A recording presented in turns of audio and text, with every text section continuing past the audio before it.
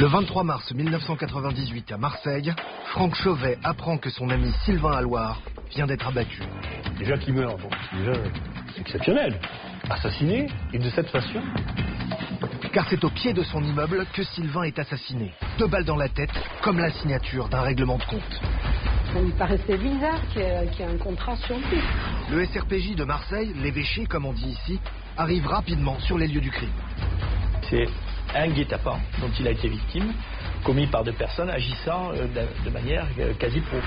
La piste du milieu est évoquée. Étrange, Sylvain n'a rien d'un voyou. Il est militaire dans la Marine nationale. C'est pas un mec qui a brouillé, quoi. Il n'était pas dans de sales situations. Alors pourquoi l'avoir tué? Qui pouvait lui en vouloir à ce point? La piste militaire est examinée. À Toulon, où était basé Sylvain, un scandale énorme vient d'éclater. Celui de l'Arsenal et de ses marchés truqués. Mais l'enquête va vite rebondir. Des pistes féminines vont voir le jour. Car Sylvain est un homme séduisant. Et l'archétype du marin, les yeux bleus, c'était un type qui plaisait. La police va également fouiller dans la vie de couple du marin et découvrir des relations plus que tendues. Il y a une problématique familiale compliquée, un divorce. Autre mystère de l'enquête, le marin prétendait détenir un sulfureux dossier. Vous pouvez demander ce qu'il voulait. Il avait le joker. Qu'y avait-il dans ce dossier? Pourquoi Sylvain voulait-il s'en servir? Entre faux espoirs et vraies révélations, retour sur une enquête à rebondissement qui, 12 ans après, pourrait peut-être encore aboutir.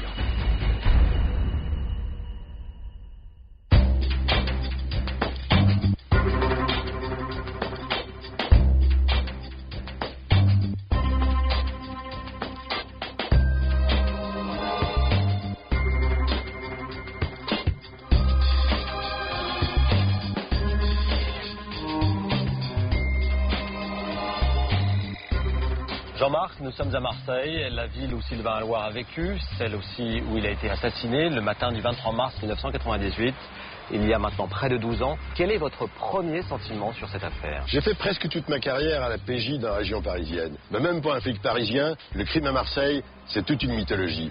C'est une ville portuaire qui brasse beaucoup de population, beaucoup de marchandises, pas toujours légales, avec un crime organisé très important. Il y a eu l'époque de la French Connection, dans les années 70 jusqu'aux années 80, quand le trafic d'héroïne transitait par le port. Les règlements de compte, sanglants entre bandes rivales, étaient monnaie courante. On retrouvait des voyous criblés de balles dans les ruelles qui descendent vers le vieux port. Mais en 1998, au moment du meurtre de Sylvain, cette époque est complètement révolue. Ça s'est déjà calmé. Il y a toujours du grand banditisme à Marseille, bien sûr. Il sévit encore aujourd'hui. Mais Sylvain Allouard n'a pas vraiment le profil à fréquenter des malfrats. A priori, en tout cas. Et l'enquête des policiers du SRPJ de Marseille nous en dira certainement plus. Revenons au tout début de l'affaire. Tout commence le matin du 23 mars 1998. Comme chaque lundi, le premier maître Sylvain Allouard s'apprête à quitter son domicile de Marseille. Il doit rejoindre son lieu de travail, le fort de Sifour, près de Toulon, où il prend ses quartiers à 8 heures. Un lundi matin, a priori comme les autres. Le jour s'est levé depuis peu sur la cité phocéenne. En ce matin du 23 mars 1998, premier lundi du printemps, Notre-Dame de la Garde accompagne de sa bienveillance les Marseillais qui s'en vont travailler. Elle devrait, en tout cas. Ce matin-là, Sylvain Allouard s'apprête à rejoindre son poste près de Toulon, dans le Var. Il est premier maître dans la marine, l'équivalent d'adjudant pour l'armée de terre. Et il vient d'être muté au fort de Sifour, 20 jours plus tôt, un site sensible de la marine nationale dédié aux transmissions. Sylvain a passé sa vie en mer, à bord des plus grands bâtiments de la Marine nationale. Mais désormais, pour lui, fini les voyages au long cours. Sylvain est à quai.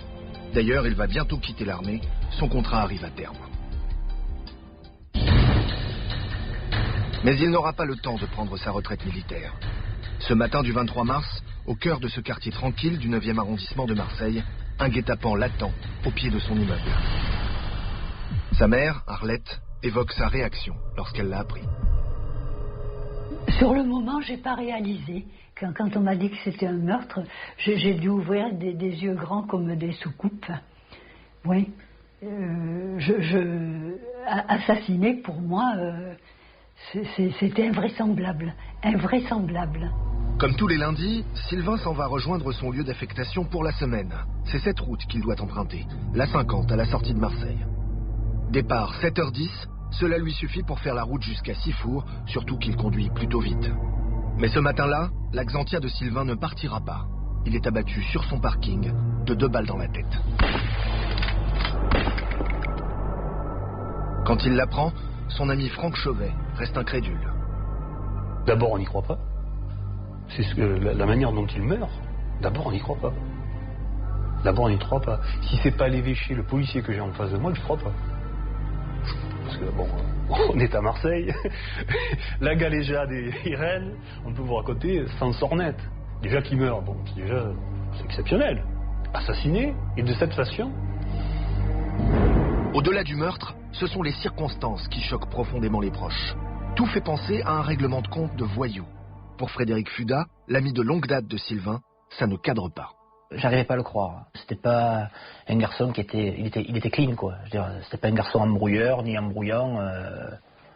Il avait un caractère fort, certes, mais c'était pas un mec qui embrouillait, quoi. Il était pas dans de sales situations. Et on se connaissait bien à ce niveau-là, quoi. Moi, j'étais très intime. Des témoins donnent l'alerte. On porte les premiers secours à Sylvain, mais il est déjà dans le coma. Il est rapidement transporté à la clinique la plus proche, celle de la résidence du parc. Il y décède quelque temps après son admission. Je n'ai même pas pleuré. Il a fallu... c'est que quelques jours après, tous les matins, quand je me réveillais, je pleurais. Je me réveillais en pleurant. Oui. Autrement, j'ai tellement été surprise que je disais, c'est pas vrai, c'est pas vrai.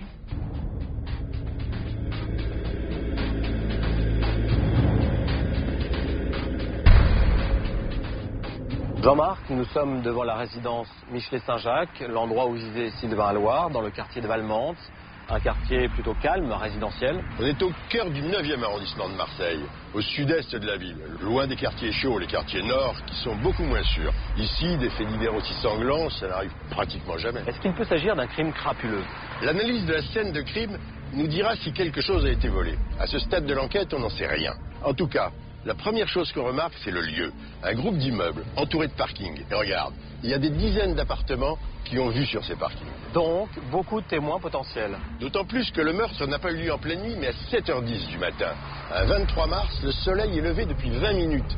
Ça s'est donc déroulé au grand jour. Dans l'heure qui suit, les policiers de la brigade criminelle de la PJ de Marseille arrivent sur les lieux. Ils examinent bien sûr la scène de crime, mais ils vont aussi recueillir des témoignages très précieux. Sylvain Alloire habite un studio dans la résidence Michelet-Saint-Jacques, rue Joseph-Héguier. Un endroit paisible, habité par des familles de classe moyenne. Sylvain réside au 2e étage du bâtiment 2, le plus petit des 3 que compte la résidence. Pour accéder à son immeuble, il faut donc passer le portail donnant sur la rue Héguier, puis emprunter le chemin qui contourne le bâtiment principal. La place de parking de Sylvain porte le numéro 107. C'est la 2e, en partant de la droite, au pied du bâtiment. Sylvain n'a donc que quelques mètres à faire pour la rejoindre en sortant de chez lui. À 7h10, il descend, se met au volant de sa Xantia et démarre. Mais après 2 mètres, il s'arrête. Philippe Albrand est commandant à la brigade criminelle de Marseille. Il a été l'un des premiers enquêteurs à intervenir sur l'affaire. Sylvain a été abattu un lundi matin, alors qu'il allait se rendre sur son lieu de travail à Toulon. Il sortait de chez lui, il a constaté que la roue arrière gauche de son véhicule était crevée et il a extrait le cric et la roue de secours du coffre et il a commencé à changer sa roue. C'est en fait un géomètre qui a ses bureaux au sein de la résidence qui fait remarquer à Sylvain que son pneu arrière gauche est crevé. Il lui propose un coup de main. Sylvain le remercie, mais il peut s'en charger seul. Il ne coupe même pas le contact, se dirige vers le coffre, on sort la roue de secours et le cric. Christine, la tante de Sylvain, a encore en mémoire les détails rapportés par les enquêteurs. Et il s'est accroupi pour défaire la roue. Et à ce moment-là, un homme s'est approché et a tiré 2 coups de feu dans la nuque. Je ne sais pas du tout à quelle distance. Je pense qu'il ne devait pas être très loin. L'agresseur est arrivé en marchant tranquillement dans le dos de Sylvain avant de tirer. Le militaire s'effondre. Son meurtrier s'éloigne rapidement. Il monte côté passager à l'avant d'une Renault 21 grise qui stationnait à quelques mètres, le long d'une haie, dans le prolongement de la sortie. La voiture part en trombe et quitte les lieux sans encombre. Le tueur avait donc un complice, dont personne n'a pu donner la description. L'entrée de la résidence est normalement fermée par un portail de sécurité. Seuls les résidents ont le code. Entre 7h et 9h du matin, il est ouvert pour faciliter les va-et-vient. Mais ce matin-là, il était étrangement ouvert dès 6h40 au moins, ce qui laisse penser que les agresseurs l'avaient neutralisé. Le commandant Roland Gonzalez était chef de groupe à la brigade criminelle de Marseille. Il a dirigé l'enquête et livre son sentiment sur les circonstances du meurtre. C'est pas un conflit qui a brutalement dégénéré et quelqu'un qui agit sous le compte de l'énervement ou de l'excitation. C'est préparé. Il est tombé dans un piège, on a crevé sa roue. Les auteurs sont à l'intérieur d'un véhicule en planque. Véhicule qui a été volé. Ils ont bloqué le portail d'entrée de la résidence. C'est pour ça que très sincèrement, je pense que c'est pas un personnage lambda, monsieur tout le monde, qui est susceptible de commettre une agression de cette manière-là. Les personnes qui l'ont tué savaient pertinemment l'heure à laquelle il partait, comment ça se passait, et je pense qu'ils savaient exactement ce qu'ils devaient faire. La brigade criminelle intervient sur les lieux dès 8h. Premier objectif, la recherche de témoins. La plupart des gens qui sont en renfort du groupe de permanence ce jour-là va intervenir pour ce qu'on appelle l'enquête de voisinage, c'est-à-dire le recueil des éléments essentiels du dossier, c'est-à-dire les témoignages. Comment s'est déroulé l'homicide volontaire? Les enquêteurs vont trouver 3 témoins directs. 2 dans le même immeuble que Sylvain, au 5e étage, et 1 en face, au 4e étage du grand bâtiment principal. L'un d'eux a même vu le déroulement du meurtre depuis sa fenêtre. Grâce à ces 3 témoins, les enquêteurs ont pu reconstituer avec une très grande précision le scénario de l'assassinat. Ils ont aussi une description du tireur. Il s'agit d'un homme, plutôt costaud, mesurant environ 1,75 m, les cheveux assez courts, la trentaine au moins. Mais on ne peut en dresser le portrait robot.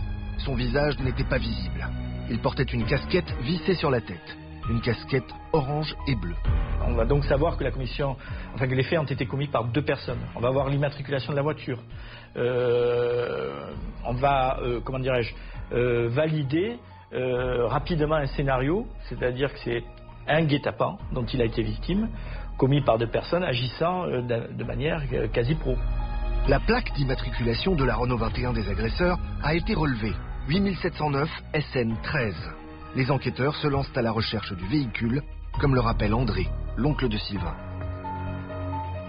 Un riverain justement a relevé le numéro d'immatriculation, mais il s'est avéré que c'était une personne qui habitait Septem, les Vallons, donc de ce côté-là, ça n'a rien donné. L'immatriculation ne permet pas de remonter aux auteurs. Espoir déçu. Mais le tueur a laissé une autre trace. Cette enquête de voisinage nous permet aussi d'apprendre que le tireur a utilisé une arme d'épaule. C'est un élément intéressant pour la suite de l'enquête. Nous découvrons 2 éléments de munitions, à savoir 2 étuis de calibre 22, long rifle. Et c'est à partir de ces seuls éléments-là que nous commençons le travail de constatation. Le tueur et son complice ont opéré en plein jour, dans une résidence privée, sous les fenêtres de nombreux appartements. Un risque considérable, si l'on s'en tient aux apparences. Sylvain est gravement touché. Il se vide de son sang. Un voisin le place en position latérale de sécurité. Il est vite assisté d'un médecin qui habite la résidence. Les pompiers arrivent dans le quart d'heure qui suit. Sylvain Loire a été donc blessé, médicalisé, il n'est pas décédé sur place. Donc après quelques minutes, il a été transporté dans un hôpital où il est décédé. La presse est vite mise au courant. C'est David Coquille qui va suivre l'affaire pour le quotidien La Marseillaise. Il se rend sur les lieux un peu après les enquêteurs, mais la scène de crime, déjà exploitée, n'a plus rien de spectaculaire. Quand on arrive, il n'y a plus rien. Je veux dire, il y a des traces de sang, quelqu'un a acheté un seau d'eau, il n'y a même plus la voiture. C'est vrai que ça c'est un peu étonnant que, tout a été déblayé aussi rapidement. Nous, il est 9h, 10h, il n'y a plus rien. La scène de crime a été nettoyée. Mais les policiers ont désormais tous les éléments en main pour lancer leur enquête. Grâce au témoin qui a vu toute la scène depuis sa fenêtre au 5e étage, on sait exactement comment s'est déroulé le crime. Et on a une description partielle du tueur, un homme d'environ 1,70 m, de corpulence moyenne, les cheveux foncés, coupés courts. Ce n'est pas un signalement très précis malheureusement. Le témoin voit la scène de loin et part au-dessus. Il voit que le tueur porte une casquette bleue et orange. mais il ne peut pas en faire un porteur-robot. On a vraiment le sentiment que Sylvain Alloire est tombé dans un guet-apens, qu'on ne lui a laissé aucune chance. La rapidité d'exécution, la présence d'un complice déjà au volant de la Renault 21, qui démarre juste après, tout indique qu'il s'agit d'un acte minutieusement préparé. Il s'agit donc d'un assassinat au sens juridique du terme, c'est-à-dire d'un meurtre avec préméditation. Sylvain était attendu. C'est certain. Il fait partie des leftos, puisqu'il doit être à 8 h du matin au fort de Sifour, près de Toulon, à 60 km d'ici. Il y reste pendant toute la semaine. Il faut savoir qu'il va prendre sa voiture à ce moment-là, le lundi, vers 7 h du matin. Donc être parfaitement renseigné sur ses habitudes. Les témoins disent que la Renault 21 dans laquelle le tireur remonte attendait sur le parking à quelques mètres. Elle a pu stationner là pendant combien de temps avant que Sylvain ne sorte de chez lui? D'habitude, la nuit, l'entrée du parking est fermée par une barrière qui s'ouvre automatiquement à 7 h du matin. Mais un témoin qui est passé ce jour-là à 6 h 40 a remarqué qu'elle était ouverte. L'enquête a montré que cette barrière a été bloquée, probablement au cours de la nuit. L'assassin et son complice ont donc pu attendre sur le parking une partie de la nuit.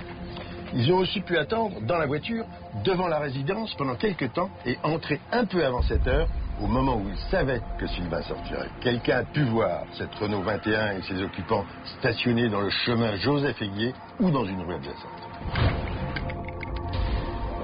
Dans leur enquête de voisinage, les policiers ont-ils pu entendre tous les témoins? C'est une zone résidentielle très habitée. Peut-être que certains témoins ne se sont pas présentés, ou qu'ils ont eu peur des représailles, ou qu'ils ont simplement quitté les lieux immédiatement après les faits. Quelqu'un a peut-être vu 2 individus suspects dans une Renault 21 grise dans le quartier de Valmante le matin du 23 mars 1998. Cette personne pourrait aujourd'hui encore donner un signalement plus détaillé. En tout cas, elle doit se signaler aux enquêteurs. Est-ce que selon vous, Sylvain a été abattu par des professionnels?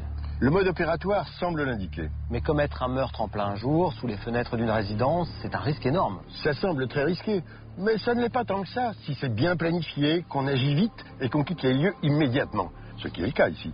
Mais il y a d'autres éléments qui peuvent confirmer s'il s'agit d'un contrat. La position de Sylvain au moment des coups de feu, les parties du corps qui ont été touchées, le nombre de balles tirées. Un professionnel tire à coup sûr et au bon endroit. Sylvain a-t-il fait face à son agresseur? A-t-il pu voir son visage? S'est-il défendu avant de s'écrouler sur l'asphalte du parking? Autant de questions auxquelles l'examen médico-légal va fournir un début de réponse.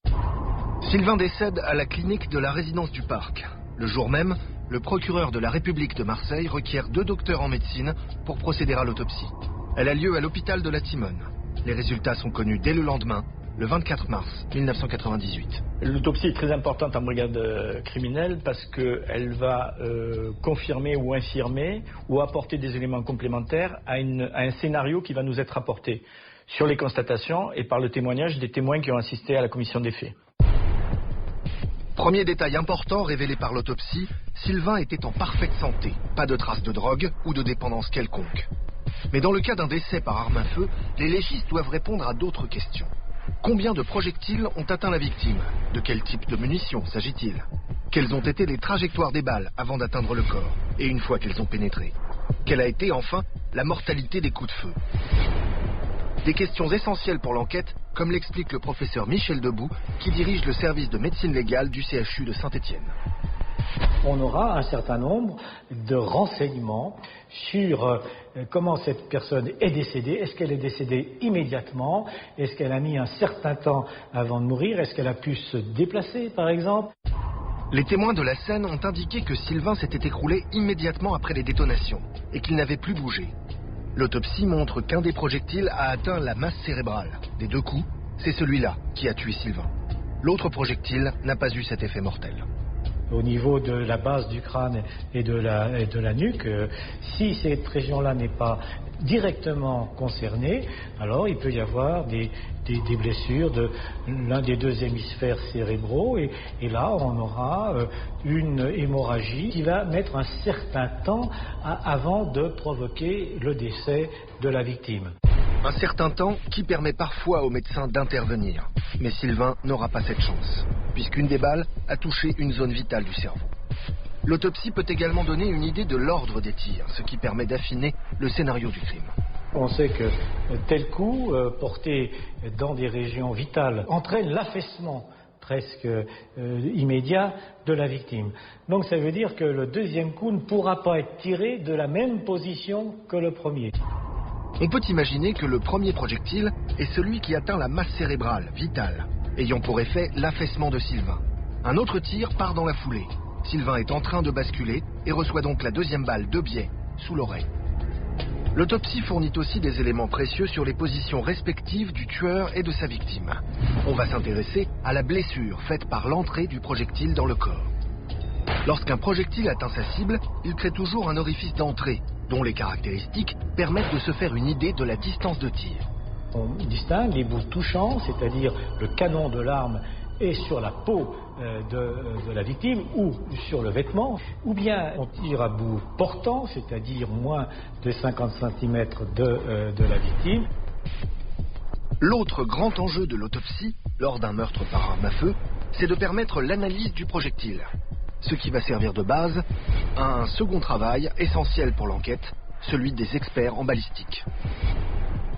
Si le projectile finit sa course dans l'organisme, on pourra visualiser sur une radio le projectile en place et au moment de l'autopsie, on ira récupérer le projectile et ainsi on pourra permettre l'identification de l'arme grâce à l'analyse du projectile.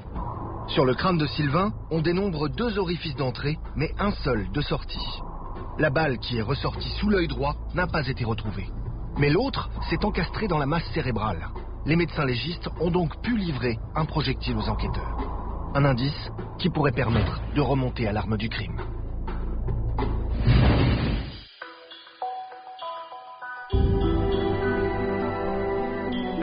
L'assassin de Sylvain Loire a visé la tête et tiré à 2 reprises alors que sa victime lui tournait le dos. Il s'agit bien d'une exécution. Le meurtre est-il l'œuvre d'un tueur à gages ou bien d'un amateur? Quelles étaient les positions respectives de Sylvain et du tueur? À quelle distance a-t-il tiré? Et qu'en est-il de l'arme utilisée? Tous ceux qui ont entendu les coups de feu parlent de détonations sèches, peu bruyantes. Le témoin principal, qui a vu la scène depuis sa fenêtre, décrit une arme longue que le tueur aurait sortie de la manche de son par-dessus. Que nous révèlent les douilles retrouvées sur la scène de crime? Peut-on en déduire le modèle exact qui a servi pour l'assassinat? Et surtout, que peut nous dire cette arme sur celui qui l'a utilisée? Sylvain Alloire a été tué par des balles de 22 longs rifles. Les enquêteurs le savent très vite, car sur la scène de crime, ils retrouvent 2 douilles, correspondant à ce petit calibre. On connaît donc le type de munitions dont s'est servi le tueur. Mais un autre détail va intriguer les enquêteurs de la brigade criminelle de Marseille. Nous avons su, grâce à différents témoignages, que l'arme qui avait été utilisée était une arme d'épaule. Et ça nous a un peu surpris parce qu'on se demandait pour quelle raison est-ce que on pouvait avoir besoin d'utiliser ce type d'arme alors qu'on avait dans l'intention de tirer sur sa cible à bout quasiment touchant. Pierre Laurent est l'un des experts en balistique les plus reconnus et les plus sollicités en France. La performance d'une même munition dans l'arme longue sera meilleure, puisque le canon étant plus long, les gaz ont plus de temps pour développer leur pression, et donc le projectile sortira un peu plus vite qu'avec une arme courte. Le tueur a pu choisir d'utiliser une carabine pour donner plus de puissance à ses coups. Et pour un assassin qui opère au grand jour et dans une résidence privée, l'utilisation d'une carabine présente un autre avantage. Le 22 rifle fait du bruit, c'est une arme à feu, ça fait du bruit. Par contre, ça fait nettement moins de bruit que par exemple du 9 mm Parabellum. Ensuite, le bruit n'est pas le même selon que vous tirez d'une arme de poing ou d'une arme longue. La carabine fera finalement relativement peu de bruit. Aujourd'hui, il est impossible d'acheter un fusil tirant du 22 long rifle sans licence de tir ou permis de chasse. Mais avant 1995, il était très facile de se procurer ce type d'arme sans autorisation particulière. Dans les campagnes françaises, les possesseurs de 22 long rifles sont légion et ils sont loin d'être tous recensés. L'utilisation d'un 22, moi je la vois comme l'arme dont on dispose à la maison. On l'a, quelqu'un l'a quelque part, on n'a pas besoin d'aller acheter une arme, même si on en trouve très facilement. Le 22 c'est très efficace, dès lors que l'on tire à coup sûr et de près, donc c'est très efficace. 2 balles dans la tête, même du 22, c'est définitif. Mais si les enquêteurs venaient à saisir une arme chez un suspect, l'expert en balistique pourrait-il dire s'il s'agit bien de celle qui a tiré le projectile fatal ? Le 22 rifle, c'est une balle en plomb mou qui se déforme beaucoup. parfois les projectiles deviennent inexploitables. Les douilles sont beaucoup plus exploitables en général. Et les douilles permettent de relier de manière très facile les éléments retrouvés sur scène de crime et l'arme. On a retrouvé 2 douilles près du corps de Sylvain. Peut-être serviront-elles à retrouver le fusil. Car lorsqu'on tire un coup de feu, le frottement à l'intérieur du canon laisse de minuscules rayures sur les projectiles. Un peu comme si l'arme laissait son ADN sur les balles. Ces microstries vont pouvoir, si l'arme est saisie également, nous permettre de comparer avec des balles d'essai que nous aurons tirées dans l'arme suspectée. Et donc, en comparant, ces microstries sont strictement les mêmes, on pourra dire si le projectile a bien été tiré dans cette arme-là ou pas. De même sur les étuis ou les douilles tirées que vous retrouvez par terre, on aura des marques de percussion, des marques d'éjecteurs, des marques d'extracteurs. Et donc cet étui-là, on pourra le comparer lui aussi avec des étuis d'essai que nous aurons tirés dans l'arme qu'on nous confiera pour vérifier si l'étui au sol correspond bien à l'arme qui nous a été confiée. Si l'on retrouvait une arme chez un suspect, les tirs de comparaison pourraient permettre de le confondre avec une quasi-certitude. Pour les enquêteurs, les douilles retrouvées sur la scène de crime sont donc la pièce à conviction numéro 1.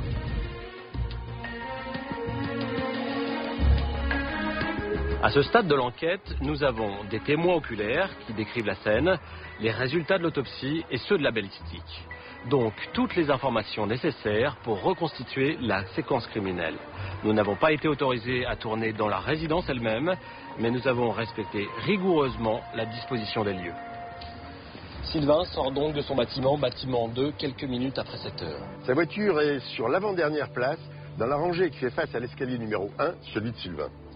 Il pose le sac de toile contenant ses affaires de la semaine sur la banquette arrière, sa veste sur le siège passager, il s'installe au volant et entame sa manœuvre en faisant marche arrière sur 2 mètres vers la droite. À ce moment-là, arrive un des employés de la société d'informatique située au rez-de-chaussée de l'immeuble d'en face.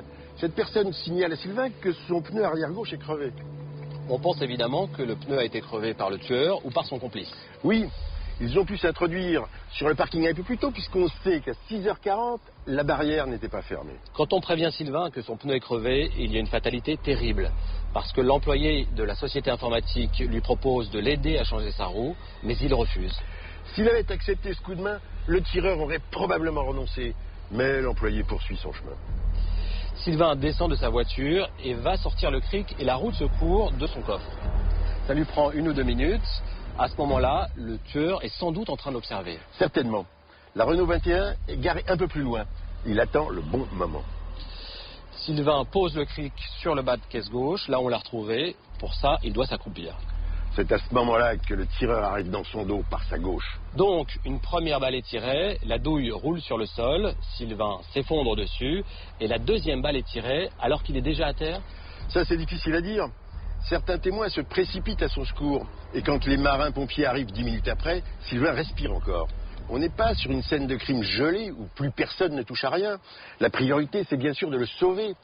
Le corps a forcément été bougé, ce qui explique sans doute que la deuxième douille soit retrouvée sous le corps. Le dessin figurant à nos pieds représente la position du corps après l'intervention des marins-pompiers. En tout cas, c'est une mise à mort programmée, exécutée de sang-froid. Le tueur porte une casquette qui dissimule son visage. Il a un complice qui l'attend au volant. La voiture dans laquelle il s'enfuit, quelques secondes après, a de fausses plaques d'immatriculation. Tout fait penser à un contrat. Et les enquêteurs de la brigade criminelle le savent. Dans une ville comme Marseille, où le crime organisé fait couler beaucoup de sang, là où il y a un contrat, le milieu est souvent impliqué. La manière dont Sylvain a été exécuté ne peut pas ne pas faire penser à un règlement de compte de truand. Pour sa tante Hélène, comme pour toute la famille, c'est l'incompréhension. Ça paraissait comme un contrat. Donc un contrat... Ouais, on s'est posé des questions tout de suite. Hein. On savait que c'était un garçon honnête et que ça nous paraissait bizarre qu'il y ait un contrat sur lui.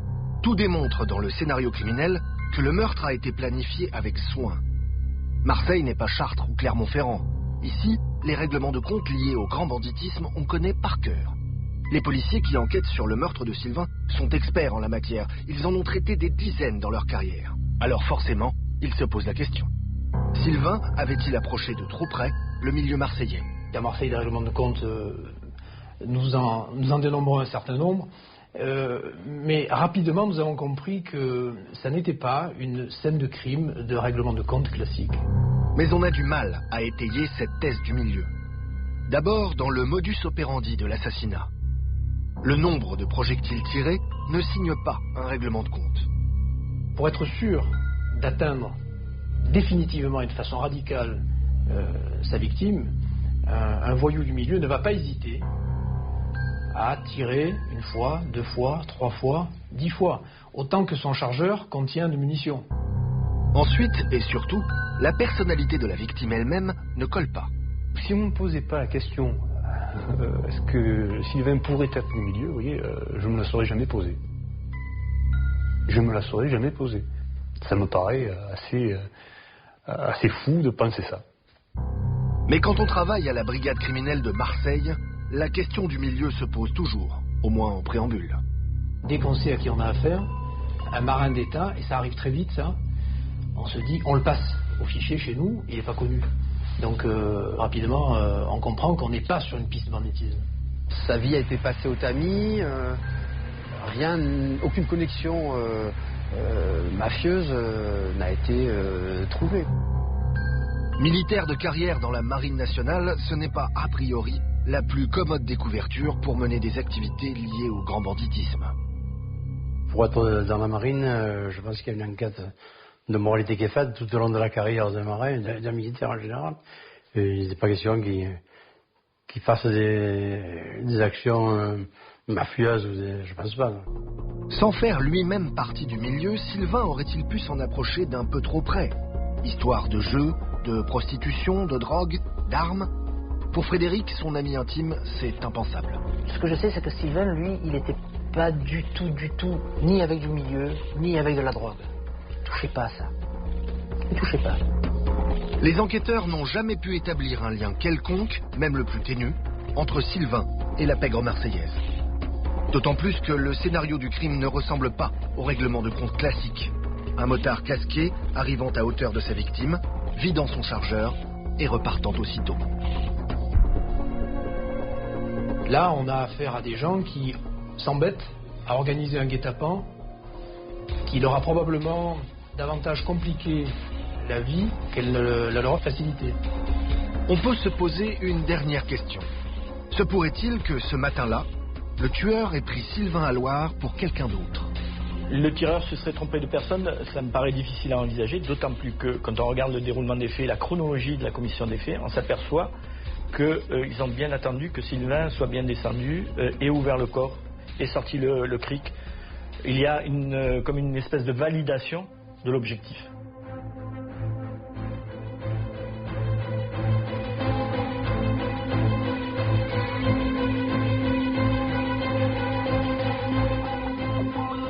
Cette piste du milieu, on a quand même du mal à y croire. C'est vrai que la pègre n'hésite pas à faire couler le sang et que Marseille a connu son lot de règlements de compte. Mais le milieu n'a pas le monopole des assassinats. Et puis il y a des détails qui collent pas. Le calibre 22 long rifle par exemple. C'est du type de munition le plus répandu. C'est du petit calibre qu'on utilise en stand de tir, ça fait un peu amateur. Les voyous utilisent plutôt du 9 mm Parabellum, voire du 357 Magnum, ça fait beaucoup plus de dégâts. Mais justement, le tireur aurait pu utiliser du calibre 22 pour brouiller les pistes. Pourquoi pas? Mais il y a un deuxième détail qui me fait penser qu'on n'a pas affaire à un crime lié au grand banditisme. C'est la plaque d'immatriculation de la Renault 21. Les témoins ont noté le numéro 8709 SN13. Les enquêteurs du SRPJ ont vérifié cette immatriculation qui correspondait à une Volkswagen Golf de couleur aubergine dont le propriétaire n'avait rien à voir avec cette histoire. Justement, les vrais voyous procèdent autrement.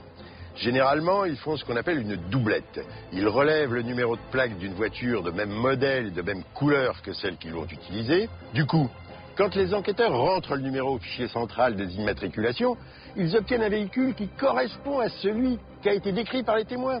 Ça les emmène sur une fausse piste. Mais les tueurs de Sylvain n'ont pas pris la peine de faire cette doublette. Et c'est ce qui me fait penser qu'on n'a pas affaire au grand banditisme. Peut-on éliminer totalement la thèse du crime du milieu? Tant qu'on n'aura pas mis la main sur les tueurs de Sylvain, on sera obligé de laisser cette porte entrouverte. Et puis on ne sait pas tout de Sylvain. Dans une vie, il y a des tas d'occasions de se faire des ennemis, et même des ennemis mortels. Ils font pas forcément partie du milieu. Pour tous ceux qui le connaissaient, Sylvain Loire était un marin sans histoire. Mais qui était-il vraiment? Pour tenter de percer le mystère de sa fin tragique et trouver peut-être de nouvelles pistes, les enquêteurs vont devoir retracer son parcours, explorer ses fréquentations, ses amitiés, ses problèmes, bref, faire ce portrait post-mortem qu'on appelle la victimologie.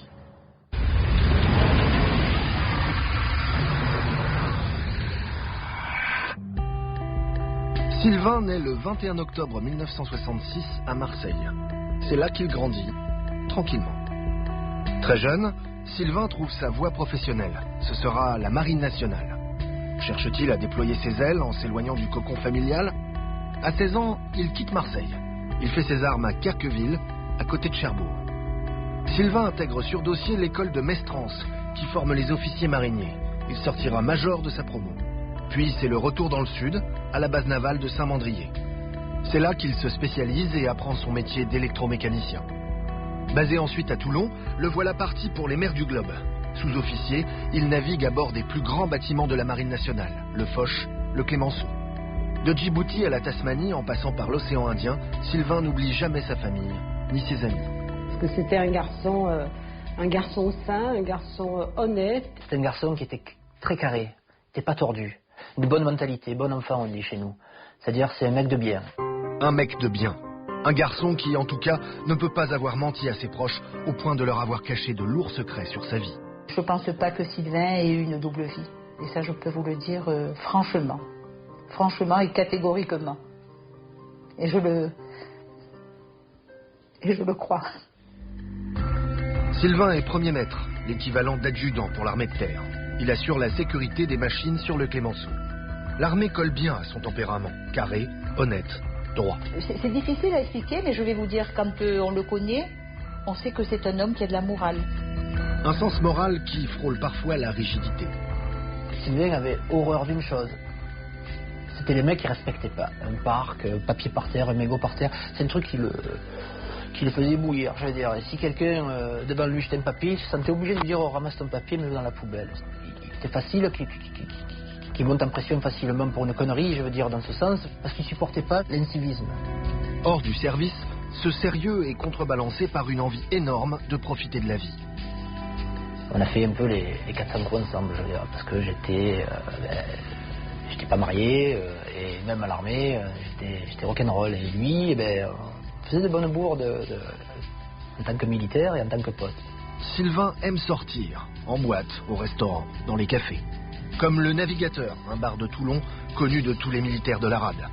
Fidèle au cliché du marin, Sylvain est aussi un homme à femme. Il plaît, il le sait, et il en joue. Il plaisait beaucoup. C'est très clair. C'est très clair, on rentrait au restaurant. Il y avait une nana qui passait, se retournait sur lui. C'était l'archétype du marin, les yeux bleus. C'était un type qui plaisait. Il était d'ailleurs très beau, très charmant.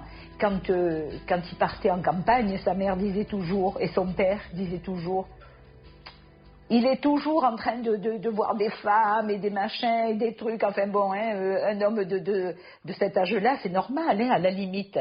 Il y avait une sorte d'équilibre qui s'était fait chez ce gars-là, où il était autant fêtard, mais une fois qu'il était carré, qui rentrait dans le rang, on va dire, c'était un type sur lequel on pouvait compter. C'était la définition d'un gars qui bouffait un petit peu la vie, c'est vrai, mais qui la brûlait pas.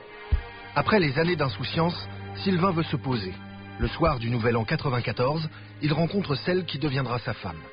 Précisons que celle-ci n'a pas souhaité participer à l'émission. La famille était très importante pour lui. Il voulait rencontrer quelqu'un et fonder une famille. Il voulait rencontrer quelqu'un. Il en avait envie vraiment profondément. C'était la période où ça sonnait vraiment chez lui, quoi. À un moment donné, il y a deux êtres qui se rencontrent et qui, à cette période-là, ont la même envie. Donc, ça va très vite. Le mariage est célébré l'année suivante, le 27 août 1995. Je sais qu'il était très heureux de se marier avec elle. Et ça a été un très beau mariage, en fait. Je pense qu'ils se sont mariés, ils ne se connaissaient pas vraiment encore.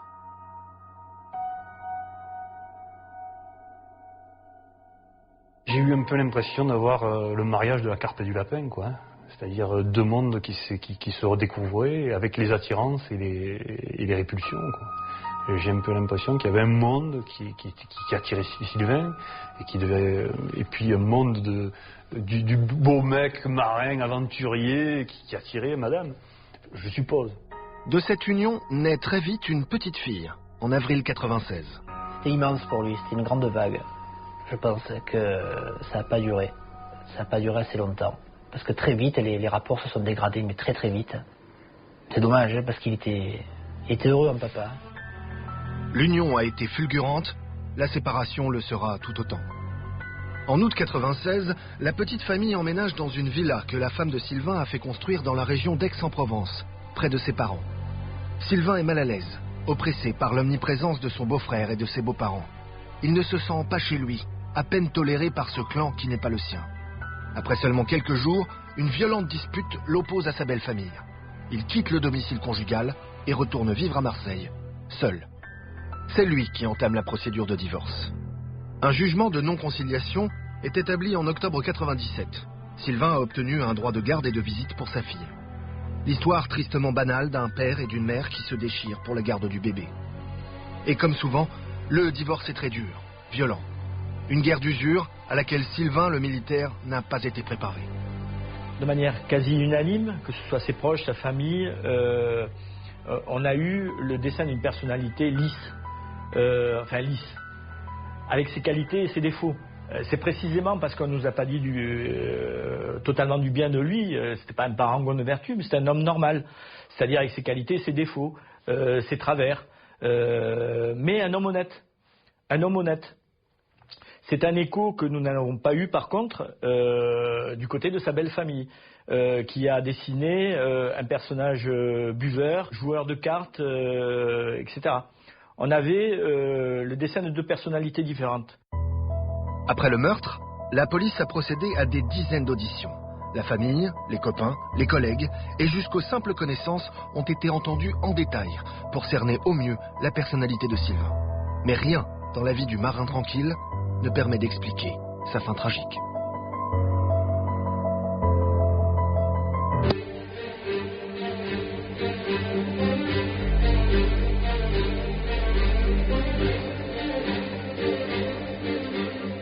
Comme on vient de le voir, Sylvain est un homme de 31 ans, droit, au casier vierge. Il ne touche pas à la drogue, il vient d'avoir une petite fille, c'est un bon père. On va mal se mêler à un quelconque trafic qui pourrait donner lieu à un règlement de compte. Ça tient pas la route. Intéressons-nous maintenant à sa vie professionnelle. Sylvain est un militaire de carrière. Qu'est-ce qui peut justifier qu'on se retrouve avec un contrat sur la tête quand on a fait l'essentiel de son parcours comme premier maître chargé de la sécurité sur le porte-avions Clémenceau? Ça, les enquêteurs vont avoir un peu de mal à le savoir. Parce qu'on ne débarque pas comme ça aux arsenaux de Toulon ou au fort de Sifour avec une commission rogatoire pour entendre Pierre, Paul ou Jacques et demander des détails sur les missions d'un marin. C'est l'armée, la grande muette. On lave son linge sale en famille. Tout le reste, c'est secret défense. Et là, on peut tout imaginer. Même des histoires d'espionnage militaire, Sylvain aurait-il pu avoir accès à des informations sensibles? Sans aller jusqu'aux barbuseries, on peut déjà facilement imaginer des rivalités professionnelles, des rancœurs. On sait que Sylvain n'était pas du genre à se laisser marcher sur les pieds. Et qu'à au moins une occasion, il a eu une altercation avec un marin à bord du Clémenceau. Les enquêteurs vont donc devoir passer le relais aux autorités militaires qui leur fourniront leur propre rapport. Et pour tout ce qui concerne la vie professionnelle de Sylvain, on ne saura que ce que la Marine nationale voudra révéler. Sylvain passe les 2/3 de son temps à l'armée. Qu'est-ce qui pourrait, sur ce terrain-là, justifier son assassinat? La police n'ayant pas juridiction pour enquêter dans l'armée, elle doit passer le relais aux gendarmes. Leur premier rapport ne relève aucun problème majeur dans la carrière du premier maître à Loire. Au fort de Sifour, sa dernière affectation, le casier de Sylvain est fouillé dès le lendemain de l'assassinat. Il contient quelques effets personnels, une paire de Rangers, des t-shirts, une trousse de toilette, rien de plus. Seule petite ombre au tableau, une dispute avec un marin à bord du Clémenceau en 97. Sylvain l'avait surpris en train de causer des dégradations à bord. Une altercation s'en était suivie. Un mobile bien mince. Ce marin a été interrogé et il a absolument été mis hors de cause. Puisque même le jour de l'assassinat, je crois me souvenir que le jour de l'assassinat, pendant l'appel, il était présent. La police retrouve facilement le matelot en question. Il était effectivement à l'appel le jour du crime et ne peut donc pas être mis en cause. Alors, où chercher? D'abord, à l'Arsenal de Toulon, récemment touché par un scandale de corruption. À l'époque, Sylvain sert à bord du Clémenceau, justement stationné en rade de Toulon lorsqu'il n'est pas en manœuvre. Le scandale touche principalement des cadres de la direction des constructions navales, la DCN, des ingénieurs et des patrons d'entreprises locales. 150 millions d'euros détournés, 2 procès fleuves, 86 condamnations. C'est lui, Henri Caillé, qui, avec un autre gendarme, a fait exploser cet énorme scandale. Notre enquête était basée sur de la tromperie sur la marchandise concernant du matériel militaire. C'était la magouille entre différentes entreprises du Var et certains agents de la DCN. Donc on a remonté un peu le filon. On a constaté que à la place de moteurs, de grues, des moteurs comme ça, au lieu de mettre des moteurs, on mettait 100 kilos de ferraille à la place, et puis on facturait un moteur. Et puis après, tout le monde se partageait le gâteau. Toulon est le port d'attache de Sylvain au moment des faits. Le marin aurait-il pu être mêlé, de près ou de loin, à ces trafics? On pourrait penser que lui, il aurait peut-être vu ça, il aurait peut-être pris ça à son propre compte, et puis dire, je vais essayer de monnayer mes affaires. Peut-être. Mais c'est une supposition tout à fait gratuite. Hein. Je ne dis pas que ça peut être comme ça. Mais à mon avis, ça n'a rien à voir, sa mort n'a rien à voir avec l'enquête des CN. Le nom de Sylvain Aloard n'apparaît à aucun moment dans l'enquête sur les marchés truqués. De leur côté, les policiers de Marseille ont eux aussi cherché un éventuel rapprochement, sans succès. Les investigations que nous avons menées ont permis de balayer la participation éventuelle de Sylvain Aloard à ces malversations. Il n'occupait pas à l'époque un poste qui lui aurait permis, ne serait-ce qu'un instant, de se prêter à ce genre de problème. Il n'est pas mêlé à des appels d'offres. On a pensé au dossier de la DCN, mais aucune connexion. Je pense que ceux qui auraient voulu régler un compte par rapport à la DCN, ils se sont trompés de cible. Hein. C'était pas ce marin-là qu'il fallait tuer. Hein. Il y a des chefs d'état-major, c'est pas lui. Hein. C'est pas ce petit marin. Rien ne le mêle à la DCN. Dans une interview donnée au magazine Le Nouveau Détective, la seule qu'elle ait accordée depuis le meurtre, la veuve de Sylvain Aloard affirme pourtant que la piste du scandale des arsenaux n'a pas été suffisamment creusée. Envisageons maintenant une autre hypothèse. Lors de l'enquête, l'avocat de la veuve de Sylvain souhaitait souligner qu'il était connu que de nombreux trafics pouvaient avoir lieu dans la marine. Sans forcément tremper dans des scandales de grande envergure, un militaire peut détourner des armes, des munitions et divers équipements auxquels il a accès. Sylvain aurait-il pu participer à un tel trafic ou simplement en être le témoin? Un témoin gênant. Être au courant d'histoire sur la base, ça c'est très facile. Même un marin, je veux dire, en bas là, dans son écoutille, tout au fond du bateau, il peut être au courant de beaucoup de choses, de savoir. Après derrière, sur les choses hypersensibles, que ce soit de munitions ou de fausses factures, c'est déjà plus délicat. Mais à ça, je ne pense pas que Sylvain puisse être, je veux dire, entaché de quoi que ce soit ou même mouillé dans quoi que ce soit. Il était trop droit. C'était pas un voleur, c'était pas un détourneur, c'était pas ça lui plaisait pas. Puis il savait pas mentir à ce niveau-là. Il se mettait à bégayer dès qu'il y avait un problème, réellement quoi. Il avait une mimique qui était et puis il gérait mal le stress ou la peur. Il a géré mal dans le sens où il aimait pas ce genre de sensation. On a entendu certaines personnes qui ont parlé de trafic d'armes, certainement un marin est toujours fautif, hein, et bien entendu il est de notoriété publique que certains marins font des trafics d'armes, c'est ce qu'on a entendu, hein. Mais nous, figurez-vous qu'on s'est pas contenté d'entendre, hein. On a posé des questions, hein, on nous a vraiment répondu que c'était pas du tout le sens de cet assassinat. Pour moi, elle est même pas fragile, elle est risible, la piste de la Marine nationale. Risible, même si pour les enquêteurs, elle méritait une étude minutieuse avant d'être définitivement écartée. On n'a pas d'a priori et tout est ouvert. En l'espèce, rien ne nous a été ramené dans la vie professionnelle de Sylvain Aloard qui aurait pu le faire apparaître d'une manière quelconque dans un trafic au sein du port de Toulon.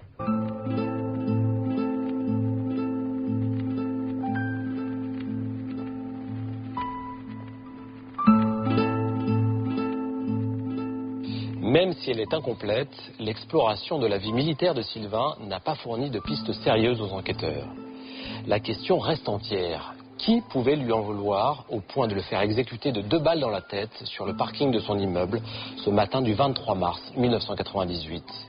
En perquisitionnant au domicile de Sylvain, les enquêteurs de la brigade criminelle vont faire une découverte surprenante. Un document signé de la main de Sylvain qui semble indiquer que depuis 6 mois, il se sentait gravement menacé et qu'il craignait même de ne jamais voir grandir sa fille. Ceci est mon testament. Le 9 septembre 1997, 6 mois avant sa mort, Sylvain rédige ses dernières volontés.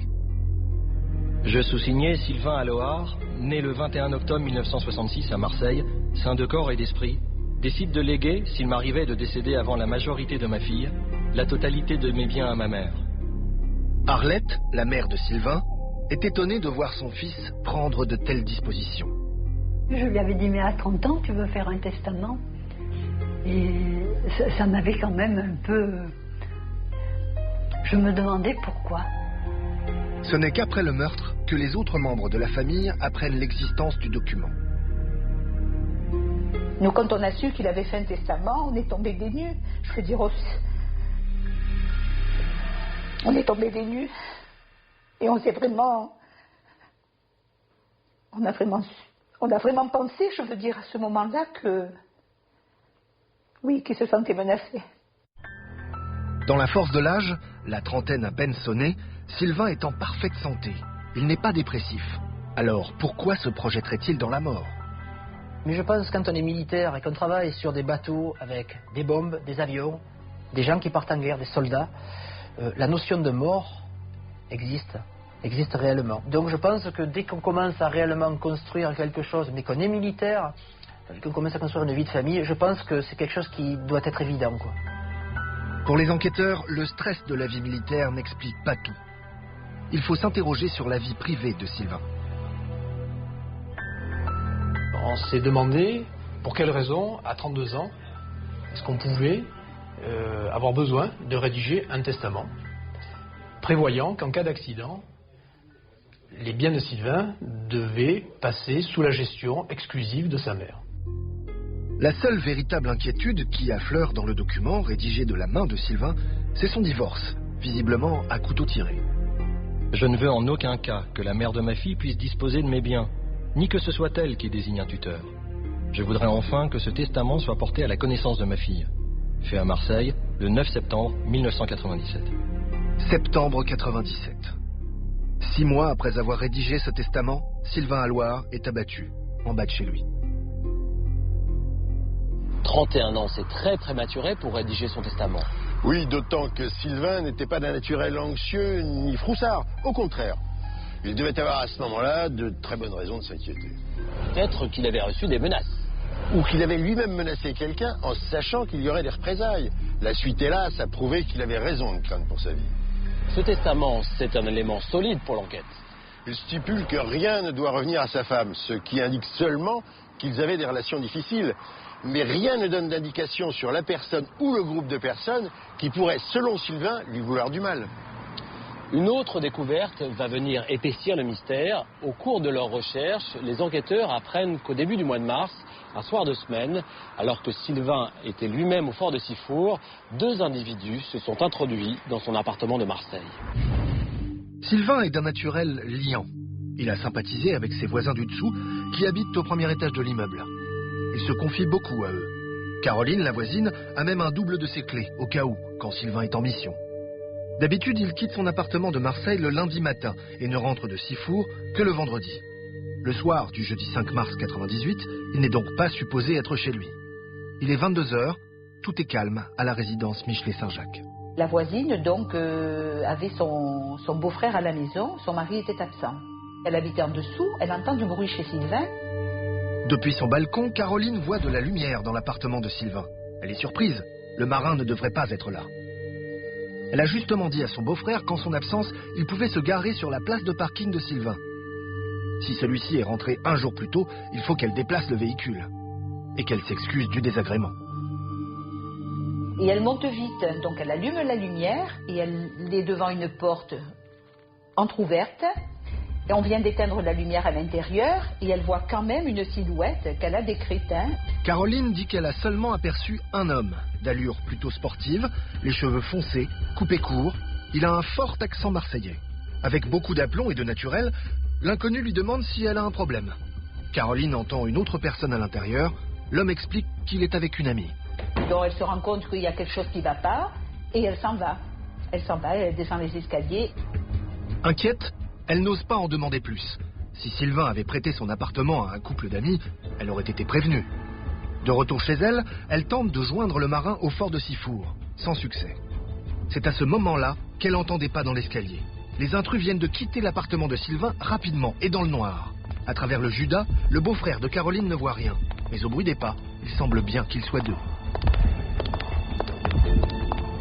La porte de Sylvain n'a pas été fracturée. Il n'y a aucune trace d'effraction. Les intrus doivent donc avoir les clés. Quand Sylvain est mis au courant, il prévient la police. Mais remarquant que rien n'a été volé chez lui, il n'ira pas jusqu'à porter plainte. Sylvain avait dit « Oh, c'est pas important ».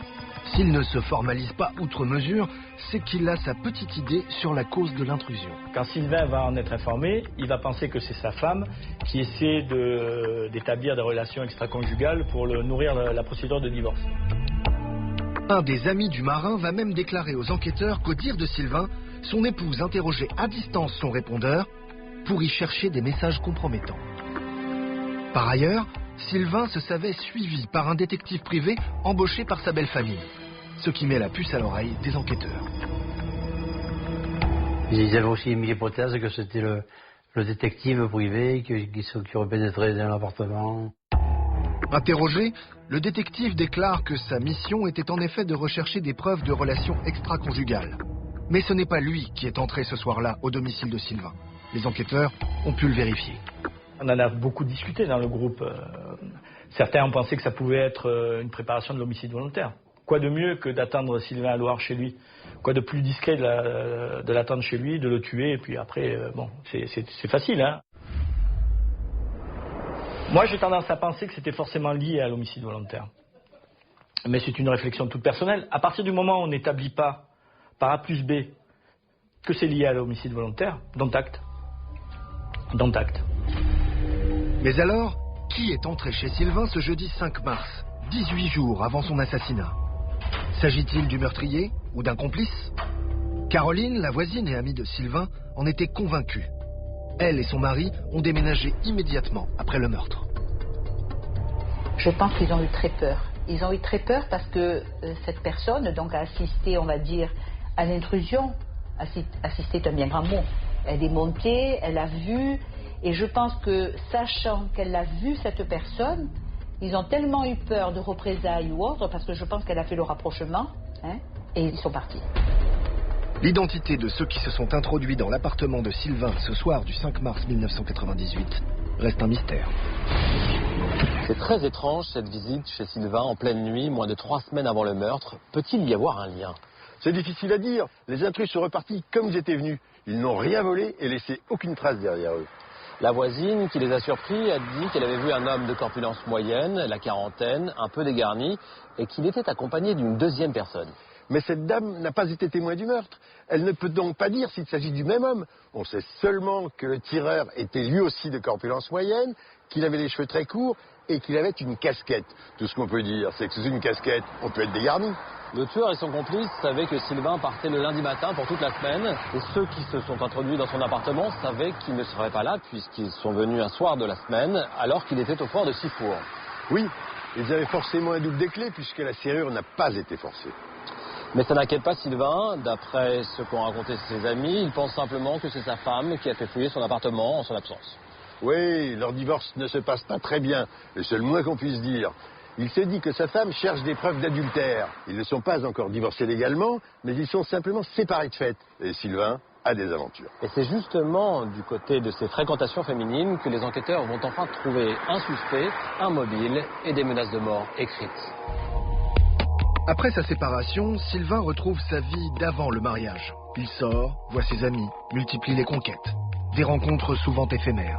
Des aventures d'un soir ou des aventures de 3 semaines, Sylvain, il a pu en avoir. Il rencontrait une nana, je veux dire, ça plaisait pas, je veux dire, ça c'est la vie du garçon célibataire, comme moi avant mariage, je veux dire, on aime vivre, d'accord ?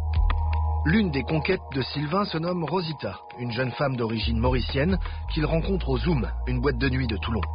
Cette Rosita, bon, je pense aussi que c'était une passade, hein, de toutes les façons. À un moment donné où il devait être seul, hein, il lui fallait quelqu'un. Voilà, je suppose que ça s'est arrêté de là.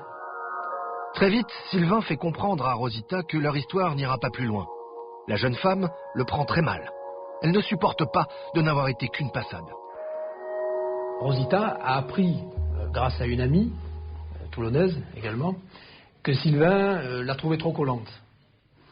Et son amour-propre en a été très marqué. Elle a rédigé donc un courrier au travers duquel elle exprime toute sa rancœur à l'égard de Sylvain, qui l'a laissé choir assez vite et qui se permet en plus de la critiquer en disant d'elle qu'elle est collante auprès de ses amis. On sentait qu'elle avait visiblement pas du tout apprécié ce qualificatif. Dans cette lettre, Rosita va même beaucoup plus loin. Elle menace Sylvain de lui envoyer des hommes de main. J'ai des amis qui fréquentent le navigateur. Je leur ai montré ta photo, ils vont venir te voir pour te dire ce que je suis. Par un étrange concours de circonstances, c'est la femme de Sylvain qui va recevoir ce courrier. Cette lettre a été portée le jour de l'assassinat par son épouse. Elle a été donnée à la police le jour de son assassinat. Rosita a bien adressé la lettre chez Sylvain, à Marseille. Mais à cette époque, le courrier du marin suit toujours à l'adresse de la maison de sa femme, près d'Aix-en-Provence. En quittant la villa, Sylvain n'a pas annulé le transfert de courrier. C'est donc sa femme qui, après le meurtre, va mettre les enquêteurs sur la piste de Rosita. Quand on reçoit un témoignage, on ne peut pas exclure a priori en disant non, celle-là elle paraît un peu superficielle. On vérifie tout. On croit tout, on prend tout, on vérifie tout, et c'est quand on a vérifié qu'on illumine. Quand on reçoit un tel élément, dans une affaire comme celle-là, il est évident que on le prend en considération. Ça paraît extrêmement séduisant. La jeune femme est placée en garde à vue en mai 98, moins de 2 mois après le meurtre. Les enquêteurs du SRPJ de Marseille vont devoir vérifier son emploi du temps et ses fréquentations. Mais sur le papier, en tout cas, la piste est séduisante. Comme nous l'explique Jean-Pierre Bouchard, psychologue et criminologue, les crimes de sang puisent souvent leur mobile dans les sentiments humains les plus élémentaires. Les homicides, en général, ont des mobiles, je dirais, qui sont toujours forts par rapport à la nature humaine. Donc c'est toujours des problèmes liés à l'appât du gain, donc des choses, des mobiles matériels, des problèmes de rivalité, des problèmes de pouvoir, et ça concerne très souvent des problèmes qui ont affaire à la sphère privée, à la sphère familiale, à la sphère intime, à la sphère, je dirais, affective. Et là, on retrouve tout le registre des crimes à connotation passionnelle, les gens déçus qui veulent se venger d'eux, la séparation, du lâchage, etc., les gens trompés. Mais la personnalité de Rosita correspond assez mal au profil supposé du commanditaire du meurtre. En aucun cas, elle avait ni les moyens, ni les capacités financières, ni intellectuelles. Et puis, c'était pas sa volonté d'aller le tuer. C'était une femme qui avait été abandonnée et elle en avait conçu de ressentiment, mais ça s'arrêtait là. Et on n'a établi aucun lien entre Rosita et une quelconque connaissance qui serait dans le milieu.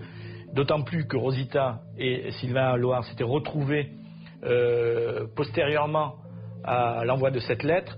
Ils s'étaient réconciliés, il n'y avait pas de contention en suspens qui aurait pu générer un tel acte. Donc rapidement, il nous est apparu que ce n'était pas effectivement Rosita qui était à l'origine de tout cela. Si Rosita est mise hors de cause, une question demeure. Dans cette vie de célibataire que Sylvain retrouve après la séparation, aurait-il pu faire la rencontre de trop, celle qui l'aurait amené à Toulon ou à Marseille à fréquenter des milieux dangereux? La thèse qui pouvait être une histoire avec une ancienne prostituée, alors non. Effectivement, on a été au tapin, je veux dire c'était un marin, je l'ai été, on a été au bordel, mais on buvait plus des bières que ce qu'on pouvait tirer des coups. Des bars de marins, à Toulon il y en a beaucoup, tout le monde connaît la base navale, et tout le monde connaît Chicago en face, et tous les bars sont des bars à marins comme on dit. Mais c'est pas parce qu'on va boire un coup dans un bar, qu'il y a des nanas, des hôtesses ou des machins, qu'on met au fond ou qu'on paye pour avoir une relation, c'est pas ça du tout. Je veux dire, il était normalement constitué et ça n'avait rien à voir avec ce genre de truc. Donc une histoire avec une fille, je veux dire, j'y crois pas du tout. Est-ce que selon vous, la piste de Rosita pouvait tenir la route? En tant qu'enquêteur, quand on a entre les mains des menaces de mort écrites et que la personne menacée est effectivement assassinée, la moindre des choses, c'est d'interpeller l'auteur des menaces et de vérifier si il ou elle a pu commettre les faits. Dans le cas de Rosita, on voit tout de suite qu'il y a des éléments qui ne collent pas. D'abord, pour laisser des menaces écrites, signées et ensuite passer à l'acte, il faut être soit très limité mentalement, soit vraiment avoir envie d'en prendre pour 20 ans de placard.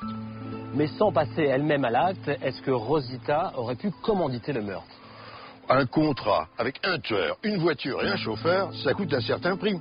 Rosita n'a ni les contacts ni les moyens pour ça. Elle cherche justement un homme pour subvenir à ses besoins. Elle a menacé Sylvain parce qu'elle était blessée dans son orgueil. C'est une bravade, un coup de colère. Résumons, la piste de la petite amie et conduite ne tient pas, celle du crime du milieu est peu probable, comme celle d'un crime en lien avec la vie militaire. Oui, c'est paradoxal. On a un meurtre dont on connaît les circonstances avec un niveau de détail exceptionnel. Mais jusque-là, on n'a ni mobile, ni suspect. Il reste quand même tout un aspect de la vie de Sylvain qu'on n'a fait qu'effleurer jusqu'à présent, c'est sa situation familiale. Dans une enquête criminelle, c'est absolument incontournable. Parce que le plus révélateur dans la vie d'une victime, c'est jamais ce qui va, c'est surtout ce qui va pas. Et la vie de couple de Sylvain, elle va pas bien du tout.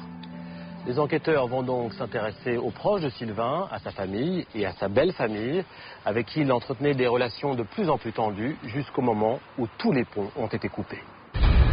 Le milieu, la marine, la maîtresse. Toutes ces pistes se sont révélées stériles. Reste le plus grand problème de Sylvain, celui qui empoisonne sa vie. De manière unanime, quasi unanime, ses proches vont déclarer que Sylvain avait un problème. Le problème majeur qui était le sien, c'était le divorce. Et le conflit très fort avec son épouse, dont il était en séparation, et sa belle famille. Mais comment Sylvain et son épouse en sont-ils arrivés à ce point de déchirement si peu de temps après leur mariage? La femme de Sylvain n'a pas souhaité répondre à nos questions. Sylvain s'est confronté à un rapport entre guillemets, de force ou de pouvoir avec sa femme. C'est-à-dire que lui, de par son éducation et sa manière de voir la vie, c'était l'homme du foyer. C'était lui qui partait travailler, qui ramenait l'argent à la maison et qui faisait vivre sa famille. Très rapidement, ils ont fait construire une maison, une belle maison. Issu d'un milieu moins aisé, Sylvain ne trouve pas sa place dans cette belle famille où il se sent rabaissé. Cette villa, trop luxueuse pour lui, Sylvain la quitte en claquant la porte le 20 août 96, quelques jours seulement après y avoir emménagé. Un an après s'être marié, il retourne à Marseille, dans son studio. Il était, entre guillemets, un peu étouffé par le phénomène matriarcal qui était dans la famille de sa femme. En février 97, le marin lance la procédure de divorce. S'ensuivront les affrontements classiques. La garde de la petite fille, née au printemps précédent, est au cœur du combat que se livrent Sylvain et sa femme. Le seul endroit où il pouvait faire la pression, sa femme, était sur sa fille. C'était la chose qu'il aimait le plus au monde. Il pensait qu'à récupérer sa fille, il était rentré dans une guerre, sa guerre. Pour obtenir la garde exclusive de l'enfant, la femme de Sylvain le fait suivre par un détective, cherchant à prouver une liaison extra-conjugale. Mais Sylvain, lui, prétend qu'il détient une autre arme contre sa belle famille. C'est une famille de notables, bien établie dans les environs d'Aix-en-Provence. La belle-mère et le beau-frère tiennent une agence immobilière. Quant à la femme de Sylvain, à la tête de plusieurs sociétés, elle s'apprête à lancer une ambitieuse entreprise de franchise en parapharmacie. Une très grosse opération financière sur laquelle Sylvain prétend savoir des choses. Il me dit, de toute façon, si jamais elle me crée trop de problèmes avec ma fille ou par rapport à ma fille, moi j'ai un dossier avec des documents qui prouvent qu'il y a des montages frauduleux sur des sociétés, des financements pour les projets en cours qui sont pas clean. Sylvain jurait à qui voulait l'entendre qu'il avait de quoi faire chanter sa belle famille. Se vantait-il? Moi personnellement, je n'y crois pas. Je ne pense pas qu'il avait les capacités, non pas intellectuelles, mais je veux dire en temps, en disposition, techniquement, pour aller fouiller dans des sociétés et constituer un tel dossier. Si beaucoup de personnes ont évoqué devant nous l'existence de ce dossier, en revanche, aucune ne l'a jamais vu, en tout cas à l'époque. Personne ne nous a dit qu'il avait vu une pochette, une disquette, en tout cas un dossier. Les amis de Sylvain ont témoigné à chaud dans les 2 semaines qui ont suivi l'assassinat. Peut-être était-il trop bouleversé à l'époque pour donner tous les détails aux enquêteurs. Car 12 ans après, Frédéric, l'ami intime de Sylvain, nous livre un nouvel élément. Je l'ai vu une fois, une pochette dans laquelle il y avait des documents. Et j'avais même dit, mais tu devrais le laisser ici, tu devrais pas te promener avec ça, c'est dangereux, je veux dire, c'est quand même sensible. Mais non, moi je te mêle pas à mes affaires. Frédéric déclare donc avoir vu le fameux dossier. Mais si Sylvain a refusé de le lui confier, où l'aurait-il caché? Personne ne nous a dit non plus que ce dossier avait été déposé en lieu sûr à un endroit ou à un autre. Et pourtant, Sylvain aurait donné à son autre ami, Franck, une indication sur l'endroit où l'on pourrait retrouver le mystérieux dossier. S'il m'arrive quelque chose, il existe à l'Arsenal un dossier que j'ai constitué sur ma belle famille et notamment sur mon épouse. Il faudrait aller voir ce dossier, il faudrait récupérer ce dossier. Voilà. Et tu le sais. Point barre. Des recherches ont été menées auprès de l'autorité militaire, une perquisition des effets personnels de Sylvain a été organisée, une fouille particulière de son appartement a été réalisée. Nous avons posé des questions précises à ce sujet auprès de la mère de Sylvain, auprès de sa famille proche, auprès de ses amis, auprès du notaire. Personne n'avait, à cette époque-là, jamais vu ce dossier. Alors nous sommes arrivés à la conclusion qui s'est finalement imposée à nous, d'elle-même, selon laquelle Sylvain avait lui-même inventé cette histoire de dossier compromettant pour son épouse et pour sa belle famille. Probablement qu'il a pu faire ça un jour où il a été pris sous la critique acerbe de sa belle famille et qui s'est senti obligé de leur jeter ça au visage pour sortir de cet échange musclé de façon digne. Vantardise d'homme blessé dans son orgueil pour les enquêteurs. Mais les amis de Sylvain, eux, restent convaincus que le dossier est bien réel. De là qu'il me fasse un bluff, pas être débile. Je veux dire, à un moment donné, Sylvain n'était pas mytho. Je veux dire, c'était pas un fabulateur. On ne dit pas à un ami, écoute, s'il m'arrive quelque chose, il y a un dossier, et dans ce dossier, il y a des gens qui sont impliqués, impunément. À un moment donné, il m'en a parlé. C'était pas la première fois qu'il m'en parlait. Déjà, on l'avait eu, et un jour il est venu, et il avait dans la voiture avec lui. Donc, mais là, je le sentais quand même inquiet. Il était très nerveux. Il était, quand il en parlait comme ça, il était craintif quand même. Il était très craintif. Il savait que c'était de l'ultra sensible. Je le voyais, je le sentais, et c'est pour ça que je lui disais, mais tu devrais laisser ça par ici, ou. Non, de toute façon, ils vont pas avoir le choix. C'était vraiment, il était sûr, voilà. Il était sûr qu'avec ça, il pouvait avoir tout ce qu'il voulait. Il pouvait demander ce qu'il voulait. Il avait le joker. Malgré les recherches intensives de la brigade criminelle, l'existence du dossier et la sensibilité de son contenu n'ont jamais pu être établies avec certitude. Ce fameux dossier dont parlait Sylvain à ses amis a-t-il réellement existé? Et surtout, que pouvait-il contenir de si compromettant? Une certitude, si on le retrouvait 12 ans après les faits, il pourrait permettre de rouvrir l'enquête. Pour les policiers de la brigade criminelle de Marseille, qui eux ne croient pas du tout à l'existence de ce document, c'est un autre élément matériel qui va les intriguer durant leurs investigations. Une découverte déterminante puisqu'elle pourrait être liée à l'intrusion mystérieuse chez Sylvain 18 jours avant sa mort. Les policiers en sont persuadés, l'intrusion au domicile de Sylvain est liée à l'assassinat. Or, elle s'est faite sans effraction, et les enquêteurs vont rapidement faire une découverte. Une 5e clé de l'appartement de Sylvain à Loire va être constituée à l'insu de Sylvain à Loire. C'est le fabricant de serrures qui va livrer sur un plateau une information capitale pour l'enquête. Fiché Bosch nous apprend que l'épouse de Sylvain a réalisé un double de la clé de son appartement. Et l'enquête va prendre un tour nouveau à ce moment-là. Après 8 mois d'enquête, la juge d'instruction en charge du dossier décide de placer 4 personnes en garde à vue. La belle-mère de Sylvain, son beau-frère, son épouse, ainsi qu'un ami de cette dernière déjà connu des services de police. Lors des perquisitions, on retrouve chez chacun des suspects des armes de calibre 22 long rifle, le calibre utilisé par le meurtrier. Mais après les tirs de comparaison, aucune d'entre elles ne correspond aux marques des douilles retrouvées sur la scène de crime. Reste donc la grande énigme, les clés.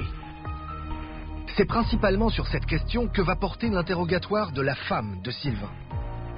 Au cours de sa garde à vue, elle va évoluer dans ses dépositions, pour finir par avouer que c'est à l'insu de son mari qu'elle a fait faire un double des clés. Mais elle affirme qu'elle l'a fait uniquement dans le but de prouver un adultère. Après 48 heures de garde à vue, on n'obtiendra pas d'autres éléments à charge. Là, en l'espèce, on est allé au bout du bout, je dirais, parce que il y avait des contradictions dans l'ensemble des témoignages des proches. Et on avait, dans ce dossier-là, dressé un ensemble d'éléments qui constituaient quand même un faisceau de présomption.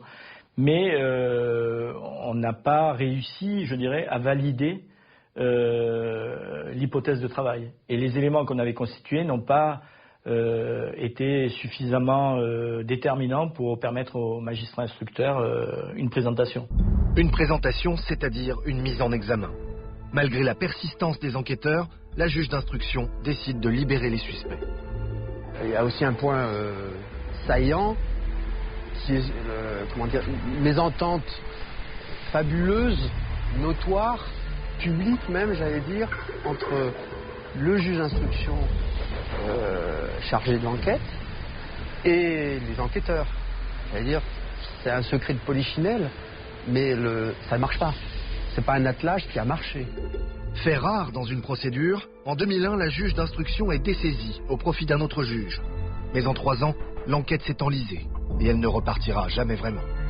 En 2005, premier non-lieu. Puis le dossier est rouvert quelque temps, mais en 2006, un second non-lieu est prononcé. Pour la famille de Sylvain, c'est le coup de grâce.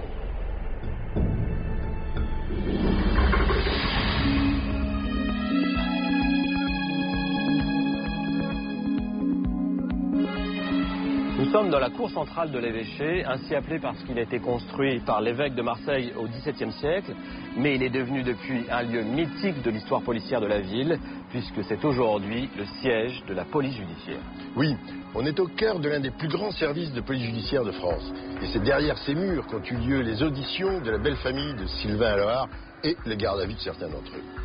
Justement, qu'est-ce que vous pensez de cette piste familiale? Là, Arnaud, il faut être extrêmement prudent.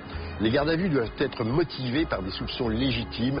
Ces soupçons peuvent être étayés par certaines auditions, perquisitions, confrontations. Pendant la GAV, la garde à vue, si on n'obtient pas d'éléments supplémentaires, on relâche les suspects. C'est ce qui s'est passé dans cette affaire. Il y a eu tout de même des déclarations confuses de la femme de Sylvain à propos des doubles de clés de son appartement. Il n'y a ni preuve matérielle, ni témoignage direct incriminant l'une ou l'autre des personnes mises en garde à vue. On doit remettre ces personnes en liberté. C'est la décision du juge d'instruction et les enquêteurs n'ont d'autre choix que de la respecter. C'est la vérité judiciaire en l'état du dossier. On ne peut pas retenir des gens sur de simples présomptions.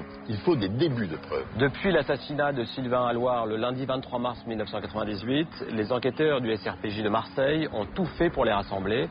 Ils ont procédé à des centaines d'auditions, recoupé les déclarations, vérifié les alibis, fouillé la vie de Sylvain. Pourtant, le meurtrier n'a toujours pas été confondu. Après 12 ans, que manque-t-il à l'enquête pour être relancé? Des témoignages et encore des témoignages. Quelqu'un sait peut-être quelque chose sur la vie ou les fréquentations de Sylvain Alloard que même sa famille ignore. Quelqu'un a peut-être vu le tueur ou son complice le matin du 23 mars 98 dans leur Renault 21 grise à Marseille ou aux alentours. Quelqu'un sait forcément quelque chose sur l'un des auteurs ou sur leur commanditaire. S'il s'est tué pendant 12 ans par peur des représailles, maintenant, il doit parler. Malgré les déceptions et les fausses pistes, les années d'enquête ont permis d'établir quelques certitudes. Alors faisons le point sur ce que l'on sait et ce que l'on pourrait encore apprendre. Ce que l'on connaît précisément du meurtre de Sylvain, c'est son déroulement. Il est abattu par un homme, en bas de chez lui, sur son parking, alors qu'il change un pneu qu'on a crevé au préalable. le meurtre a été calculé dans ses moindres détails. Tout fait penser à un contrat. Mais les policiers n'ont rien trouvé, que ce soit du côté du milieu marseillais ou du côté de la vie professionnelle du militaire. Rien non plus du côté de son divorce, très conflictuel. Des questions restent pourtant en suspens. Qui s'est introduit chez Sylvain 18 jours avant son assassinat? Qui pouvait avoir intérêt à commanditer son meurtre? Comment pourrait-on rouvrir l'enquête? 12 ans après les faits, qu'attendent les proches de Sylvain? Ce qu'on aimerait aujourd'hui, c'est que quelqu'un nous aide à connaître la vérité, tout simplement.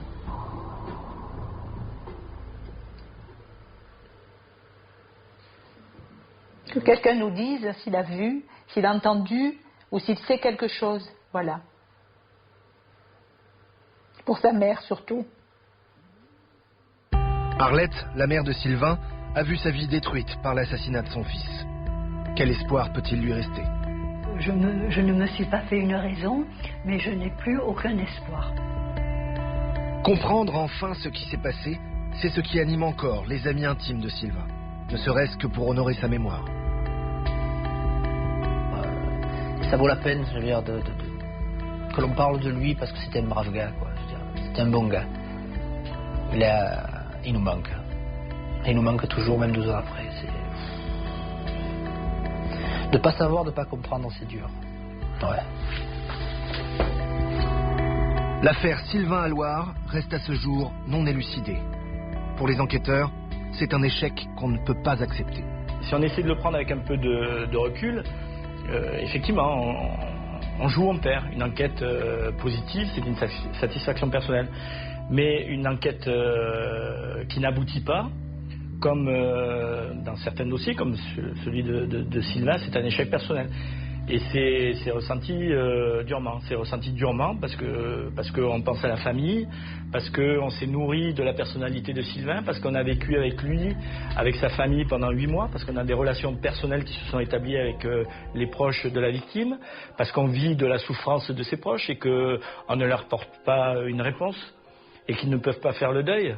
On parle d'une affaire qui est de 98, je sais que la famille est toujours détruite et on n'a pas pu leur apporter cette réponse. Et ça, pour nous, c'est terrible. C'est terrible. C'est pour ça que les flics deviennent cyniques en vieillissant.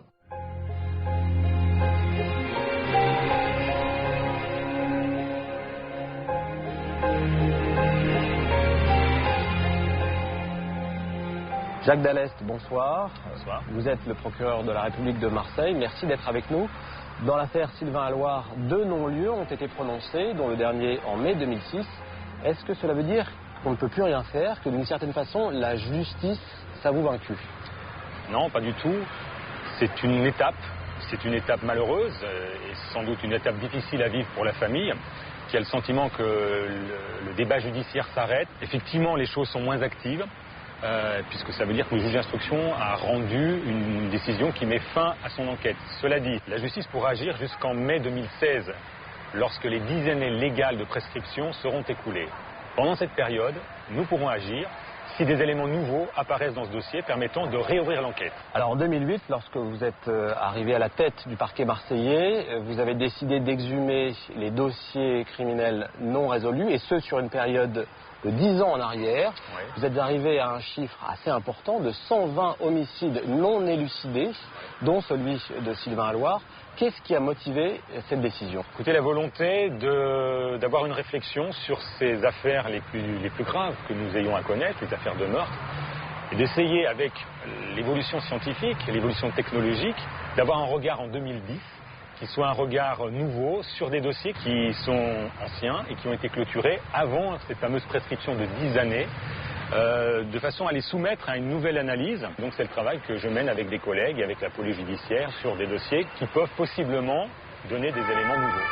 Alors dans l'affaire Sylvain à Loire, il n'y a hélas pas a priori de traces ADN exploitables, mais est-ce que l'on peut, grâce à de nouveaux témoignages, permettre la réouverture du dossier? Bien sûr, des témoignages qui pourraient survenir, des rebondissements, des éléments scientifiques supplémentaires, même si malheureusement la configuration de cette affaire est un peu problématique puisque ce jeune à Loire a été abattu dans la rue par manifestement un tueur.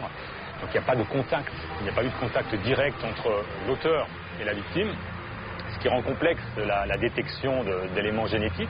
Mais je crois qu'il faut toujours rester optimiste c'est pas simple, c'est très aléatoire, il faut un peu de chance aussi, et il faut y croire, je crois. Et la famille peut aider. La famille, la partie civile, peut très bien nous fournir des éléments nouveaux permettant de relancer le dossier et aboutir jusqu'à l'identification de l'auteur. Jacques Dallest, merci d'avoir accepté de répondre à nos questions. Votre initiative le prouve.